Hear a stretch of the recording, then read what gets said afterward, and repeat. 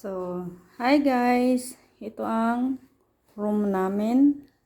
Kapag bibisita si husband, dito siya matutulog sa kabila.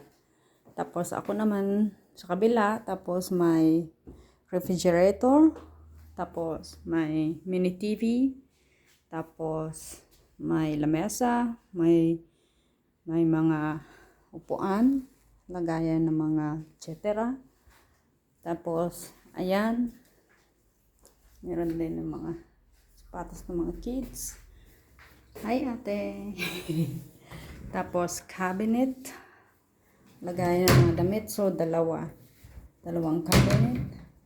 Dito din sa kabila. Cabinet din. So, tapos lababo. Yan ang lababo namin. May salamin din.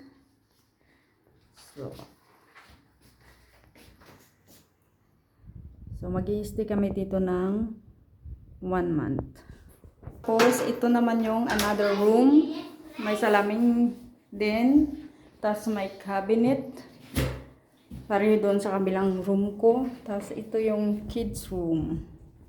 So, ito yung kwarto nila. May, ano din sila. May refrigerator. Tapos, may salamin. Tapos, may TV din sila. May telepono. So, dito matutulog ang mga kids.